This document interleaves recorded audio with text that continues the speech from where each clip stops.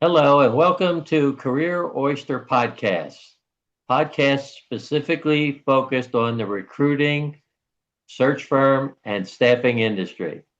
We're looking to provide valuable insight and information from the leaders in the industry on what the future looks like for that industry.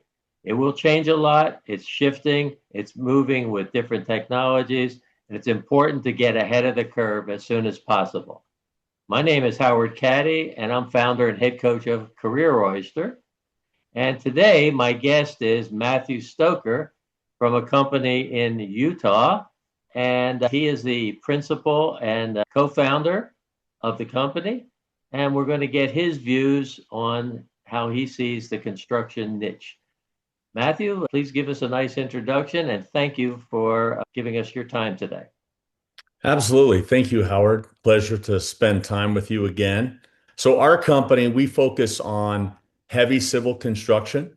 We Mhm. do 100% contingency placements for executive and managerial positions. So, from CEOs down to office managers, but primarily that's going to be the captains on the job site. So, the leaders on the job site, whether that be a foreman or a superintendent, project manager, and then estimators are a big placement of ours that I think we've placed three estimators this week. So we've done five placements so far this week, and that's what we focus on is heavy civil construction. So the infrastructure, the highways, the wastewater treatment plants, and home builders, they need the underground utilities, so the electrical and the water lines and the foundation work.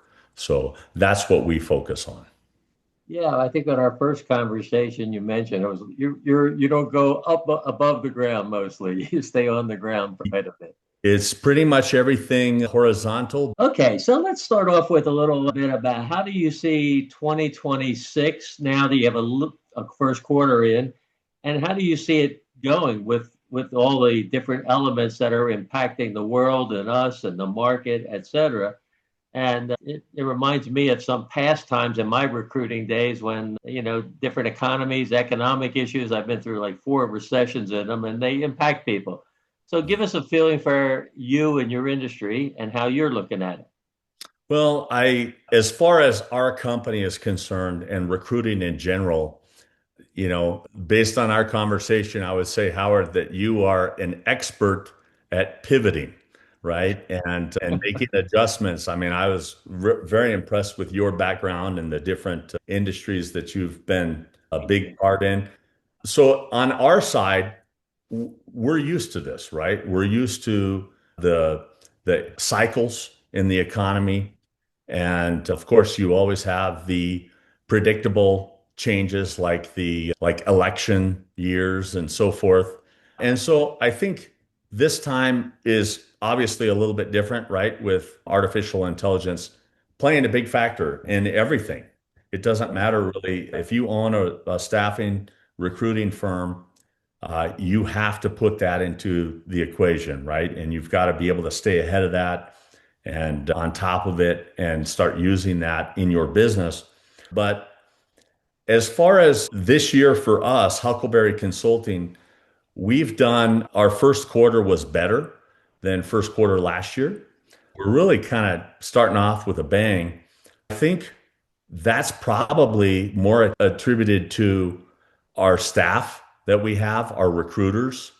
We've got some very aggressive recruiters that are staying on top of all of our leads and also our development with our clients. So we've spent quite a bit of time going out and visiting all of our new clients.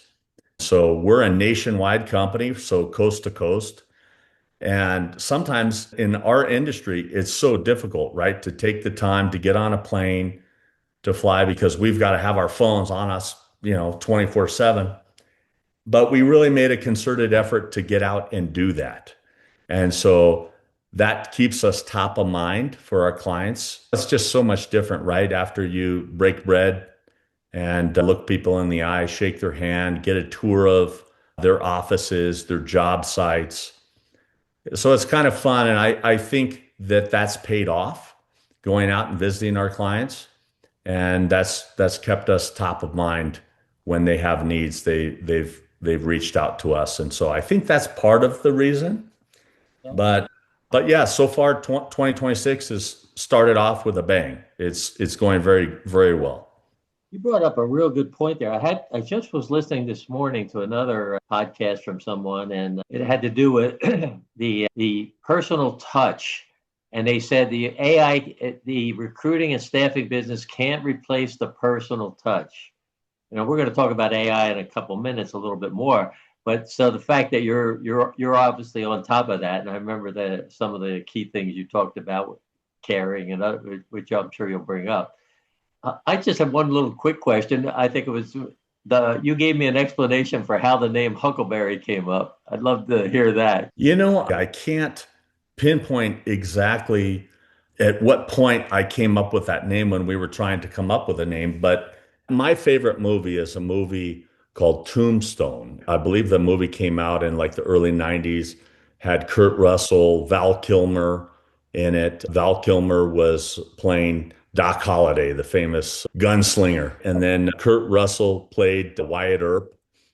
And in that movie, Kurt Russell is getting into a duel with a rival leader of a gang. Actually, Wyatt Earp was, I believe he was the sheriff, he was the guy in charge, right? In Tombstone, Arizona. And this guy is trying to get him into a duel. And Wyatt Earp is trying to talk his way out of it.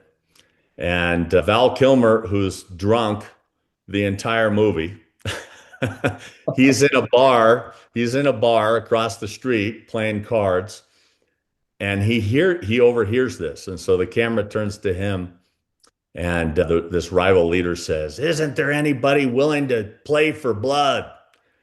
And Doc Holliday says, "I'm your Huckleberry," and and it just and he uses that one other time in the movie when he actually kills that guy. So later on in the movie, he kills that person, and he says, "Yeah, I'm your Huckleberry."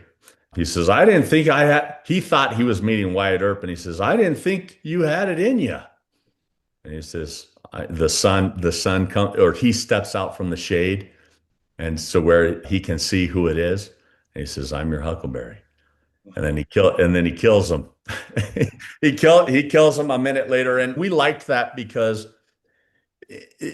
there's a war for talent.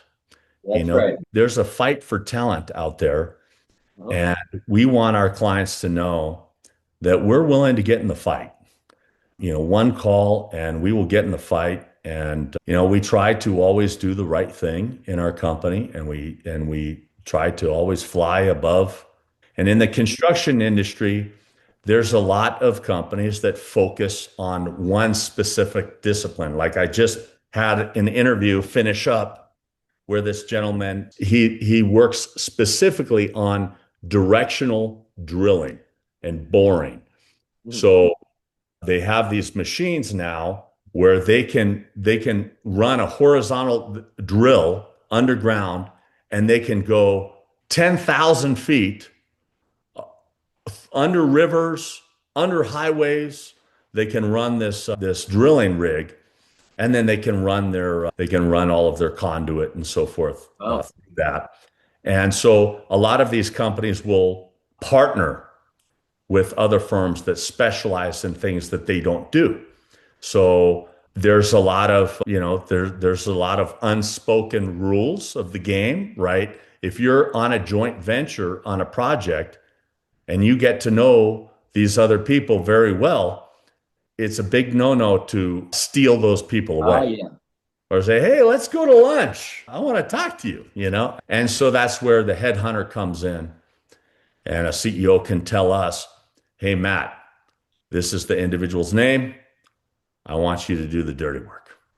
And I say no more. I don't give me phone numbers, emails. That's what I do. So clients love that about us. It kind of keeps them above board with their joint venture Yes. counter. All right. So let's, since you brought it up already a little bit, the AI, give me your perspective, if you would, and give our listeners the perspective of how do you see it impacting your clients, your candidates, job market in general with the job seekers?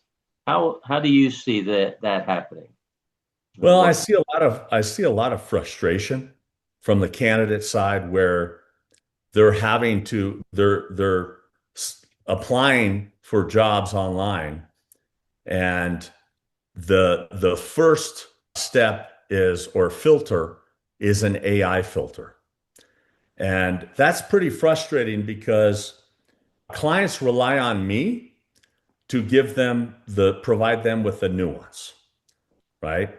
Like, hey, this guy's got an unsightly tattoo on his neck and he's got a goatee down to his navel, but he is an expert in underground construction. I'm so where an AI may not allow somebody to go through and continue the next step in the process, I'm able to cut through that and say, hey, listen, I don't care what personality index, I don't care what AI filter you're using. You need to speak with this gentleman. And so Wow. I think so for the candidate side, it's frustrating, right? Because the hiring process is now being automated through these systems. And I think it's unjustifiably keeping some people out from being considered. And as AI just gets more and more robust, a lot of HR departments, they're always trying to eliminate the workflow, like eliminate any unnecessary items. And so I see a lot of AI programs being developed that are very attractive to the typical HR director. But a lot of times, the needs and desires of the HR department are not the same as the needs and desires of the gentleman with the boots on the ground, the department heads, the CEOs. I agree, 100%. Yeah, and so a lot of times that you find that the tail wags the dog. You've got an HR director that rules the roost and will tell a CEO. I would say that all of the old school methodologies still work today, regardless. And so that's if you know of somebody, if you can find somebody that knows somebody that can make an introduction for you, you need to use all of those avenues for sure. Yeah. So And if you're a even the candidate, candidate side, it also could be important. Yeah, I heard one comment today on that little uh, podcast I was listening to, but and the caution was brought up exactly as you mentioned it. Let the AI help support your decision making, not be the decision maker. absolutely. And so it can support and give you information, but it still comes down to people, right? Companies hire people, and that Absolutely. chemistry has to show up and other things have to show up. Otherwise, it doesn't fly. Yeah. And even if it gets through some of the screens, it's not going to fly if they don't interview and go through the whole process. On the client side, getting clients, you see that still being robust, or at least robust enough for you to stay in your niche, I would assume. I've been doing assisting our new recruiters. And so I've been doing strictly business development for the past couple of weeks. And I believe that I've signed 4 or 5 new clients in the last 2 weeks. And as you know, with your experience in the industry, when you have a great candidate, the doors will naturally open, regardless of my fantastic personality. No, I mean, at the end of the day, right? I mean, it helps if if you're a good conversationalist, if you've done your homework and if the prospective client says, "Do you know what we do?" You better know what they do, right? You better know what their specialty is. But at the end of the day, it's about the candidate. And so we're hanging it out there and trying to get our candidates in front of as many of these decision makers as possible, and then having those conversations to try and make a placement. Is there that's a good point. Is there anything special you do in terms of, let's say, preparing the interviewer, candidate, client, as well as is there anything about the candidate that you try to do in terms of getting them ready? Absolutely. So we have some emails that we will send out. We record every interview with artificial intelligence. So every interview, that usually the first interview is going to be a virtual one with a Zoom or Google Meet or what have you. And we try to record those. So we use an AI note taker Yeah. that is in on those interviews. And then what we will do is consolidate all of our interviews that our candidates have had with those particular hiring managers. And then we will have ChatGPT create a list of the questions that this interviewer is most likely going to ask, because they all ask, they have their questions that they want to ask. And so it's basically like a cheat sheet for the interview. And then, of course, we will feed ChatGPT all of our information that we've gleaned about the company, from the CEO to managers to HR, so that they already have an understanding of their benefits. So I'll upload the benefits package, right? Or their health insurance booklet, that they provide us, the PDF. I'll add those to ChatGPT. So ChatGPT will just create a synopsis of, these are their benefits. These are the reasons why people like to be employed by this company. This is why they have such good retention. And so ChatGPT is really good at kind of cutting through all of that and then creating a synopsis, because we don't want to overwhelm these candidates with 10 pages, but it'll just give the synopsis. These are the benefits. And then that makes it very easy when a candidate says, "Well, I don't think these benefits are even close to as good as what I currently have. Hey, will you please upload your benefits guide with your current employer, and upload the benefits guide from this employer, and have ChatGPT give you a synopsis." So it's really, AI has helped us tremendously on getting them prepared, understanding who this client is. And a lot of this is nuance. And we're going to gather this information through conversations, through previous interviews that we've recorded. And so it really gets the candidates prepared. And of course, right, we're salespeople at the end of the day. So we focus on the sizzle rather than the steak. I mean, the steak being, they're both in underground construction per se, or they both focus on Department of Transportation projects.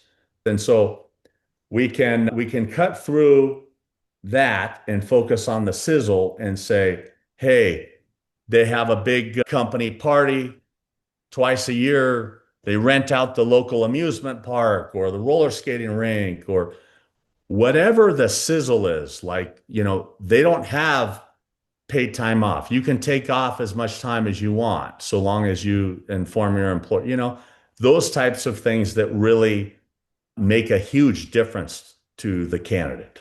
We sell the sizzle rather than the steak, because usually most of these employers, they understand they have to be competitive. So their benefits packages are usually fairly similar. Their salaries, what they pay their employees, are usually pretty similar. So we try to focus on the nuances of those companies, what attracts people to those companies. What do you do in terms of, just from a longer term perspective, for the clients to maintain them long term? as well as what do you do for the candidates to make them feel comfortable coming to your firm versus the others? Why do they want to come to your recruiting company when there's, I don't know how many, but there's hundreds of them out there probably that are in your field. And if especially if it's a good field, when the rest of the economy might be, now you want to say, why should they come to Huckleberry? What would be the those features that you would emphasize to them? And Well, so my I have a business partner and he focuses on we've got 8 full-time administrators that are assisting us in the submittals and the scheduling and then also developing the candidates. I mean, I looked at a candidate's resume this morning and he had head detailer at a car detail place. Why do you have that on there? Like you're in heavy civil construction, get rid of that, right? So we have our admins will be doing a lot of that, completely redoing the resumes, making it very easy to read and so forth. And Jacob, my business partner, he manages that, which is a lot. And I would not want to do his job. I just like talking to people. And so I work with the recruiters. I'm the business development guy. So I'm going out getting the new clients.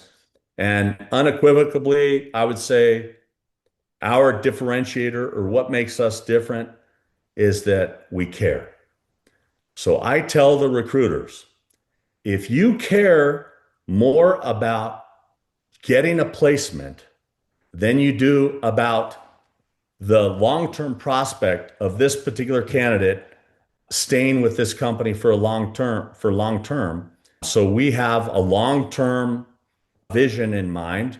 And when we sign up a new client, we want to have a long-lasting relationship. This is not short-term, it's not transactional. This is a relationship that we're building.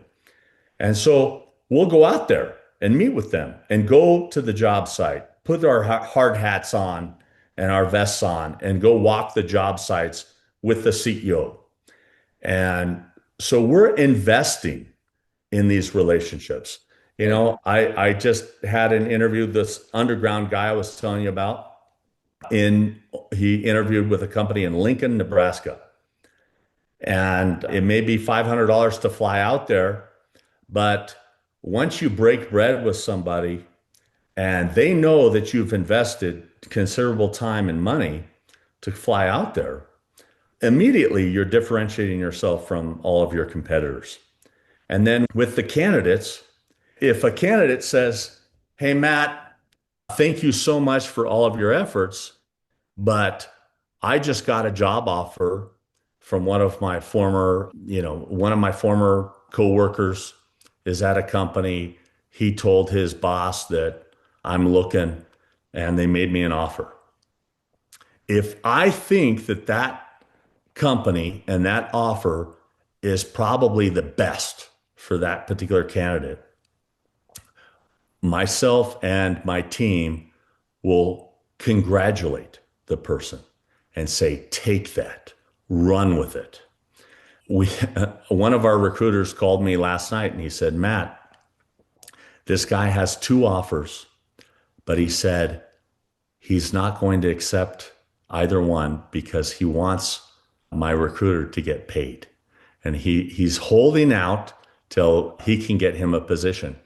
And he said, "Matt, that's pretty cool, isn't it?" And I said, "Corey, you've got to tell this guy like you don't want to shortchange yourself, you know? Let's look at those offers. Send it over to us. Let us dissect that. Let us see if there's anything that you're missing. And if it's a good opportunity, we're going to tell them, hey, don't leave these employers hanging. You know, these are great opportunities and we'll get you next time." Right. And so it's having that long-term vision and really caring, doing the right thing. It's hard to tell somebody that you've really invested a lot of time and energy in. It's difficult saying, take that position because, you know, we're straight commission and, you know, you've invested all that time, but we see it as an investment in the future because these people will come back to us or maybe they get promoted and maybe right. there's somebody that needs to hire. Who are they going to call? They're going to call us, So Yeah. that's kind of our view on it is the personal touch, get to know them, show them that you're invested in their company, let them know that you are singing their praises out in the marketplace every day. My top clients, when I get a prospective candidate on the phone, I immediately say, this company, do you know this company? Yes, I'm really good friends with their CEO, and you are a top candidate for that company. And so I'm singing praises of all of my clients every time I get on the phone with a prospective candidate in that particular area. I called the gentleman this morning in Florida, and I immediately, based on his background, I immediately said, are you familiar with Ranger Construction? And he says, yeah, I've heard of those guys. And I said, yeah, they're one of the top employers in the whole state of Florida. We just placed a VP with them, and this VP has full access to their helicopter to fly to the projects that they're working on. And he immediately was wowed. And so I like to lead with my clients and selling my clients. So our clients know that we're looking out for them, and so we can tip them off. And of course, we're not going to headhunt from our own clients. Right. So The those are ethics are very important. I've dealt with that issue for 35 years, and you have to be that way. You may some of these things you're bringing up is so uncanny. We probably should have another conversation. But the thing this morning that I heard, which I thought was very well done, brought up the fact that you have to think personal and long term for both sides of the equation. And that's the key. And those firms that are transactional will fall behind. And those firms that don't add AI to the routine parts of it, they will fall behind. So the challenge is add AI where it helps you in the routine, mundane processes, but maintain the high majority of time on that personal interface. And abs, you've just voiced that in three or four different ways. So that's clearly a good advice to everyone out there in the recruiting space. And I can tell you, I've seen companies that were $1 billion company I was in for a period of time, and they ran transactionally, and I taught them how to flip that and make it more personal. And it changed their whole way the recruiters looked at it. And that also will help recruiters stay with your company and reduce the churn of recruiters. Is that your experience? yes. So, I mean, there's two trains of thought there, right? Like you want a very aggressive recruiter, type A, obviously, but at the same time, you want someone that's very aggressive, but that also is very caring. It's very hard to find somebody that has that because we find that we've got to feed the aggressive recruiters. And then I will kind of, as the business development person, I will kind of smooth some of that over.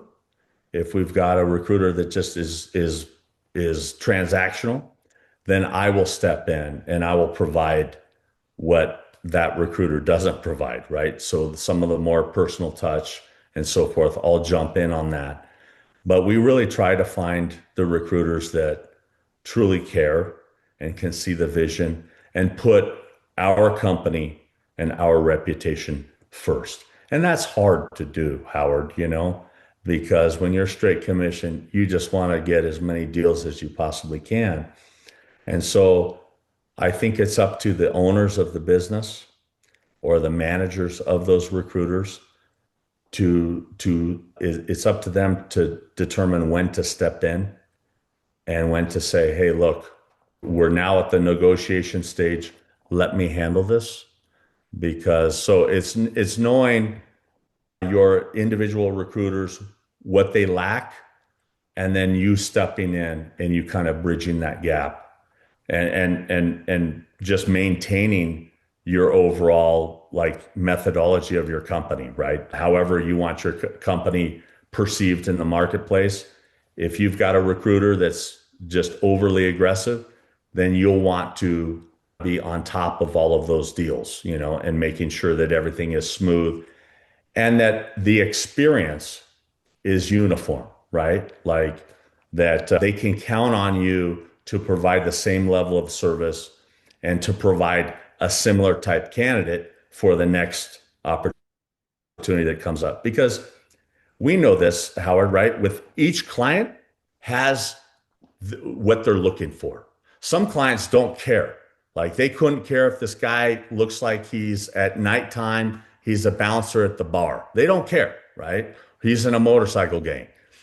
But we have clients where I can look at somebody's picture on LinkedIn and say, this guy is for that company.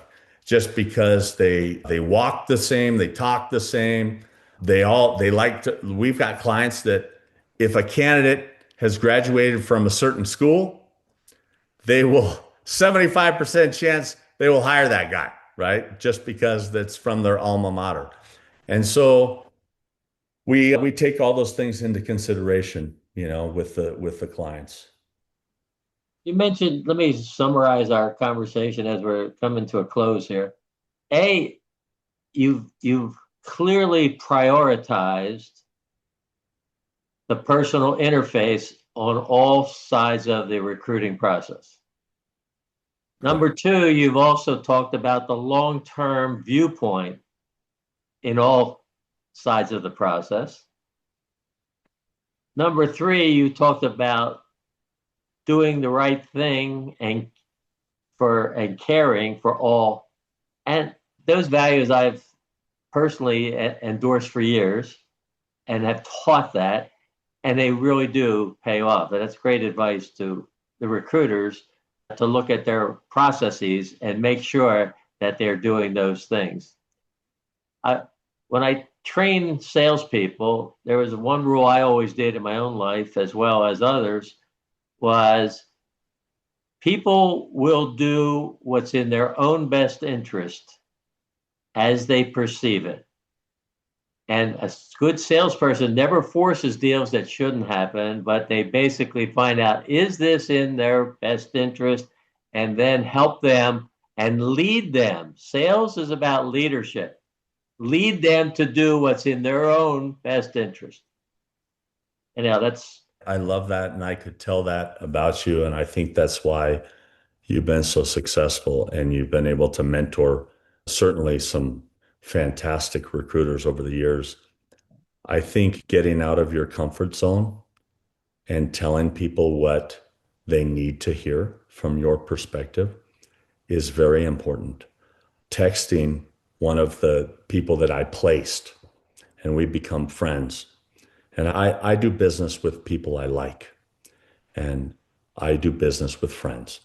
And if a CEO says, Matt, I don't really care to talk golf, I don't really care to talk about these things, this is all business, I let them know that I like to do business with people that I like and that we have more business than we know what to do with. And maybe this isn't the best relationship. And 9 times out of 10, they change their tune. And they realize that if someone is willing to literally disengage with a relationship with a company because they like to do business with people that they like, that says something about who that company is. But I told this project manager last night, he sends me his text messages and he sends me screenshots of his emails to the CEO. And these emails and text messages are saying, look at how much money I saved. Look at this change order. I brought in an extra $500,000. Look at me. And I had to tell him, don't do that anymore. Let your work speak for you. And he now gets it. You're an asset to the company. Now back off of that. And he said, Matt, I've never had anybody basically have the guts to tell me that. And he said, I appreciate that. And be willing to say those things because that's what gets people to be endeared to you. And it has to come from a place of authenticity. Right. If you're acting a certain way, saying a certain thing, because you want to be perceived as somebody that truly cares, it's going to be seen differently.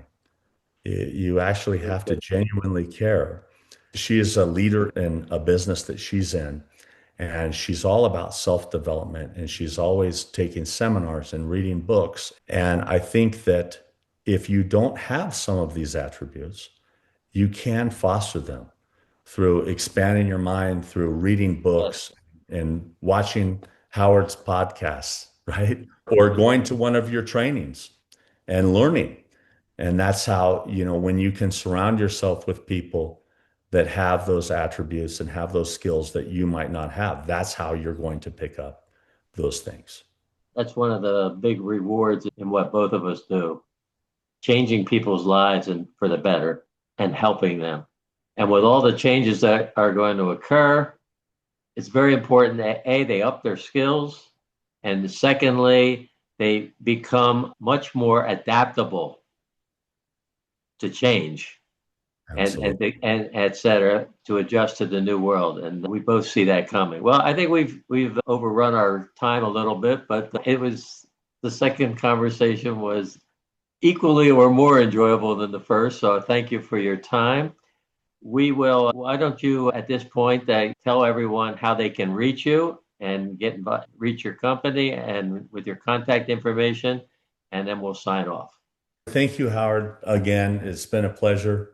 And I always love talking to you. And anybody that is a follower of your podcast, if they want to reach out to me for any reason at all, I'd love to speak with them. You can reach me direct. My cell phone is 801-899-5988. And our company is Huckleberry Consulting, and we're found on the internet at www.hirehuck.com, hirehuck.com. And that's our website. And my personal email is matt@hirehuck.com. Well, thank you, Matt, for your time today, and I look forward to some additional conversations. And until the next podcast, be safe, work hard, and stay committed. I'm Howard Caddy, Career Oyster. Thank you, Howard.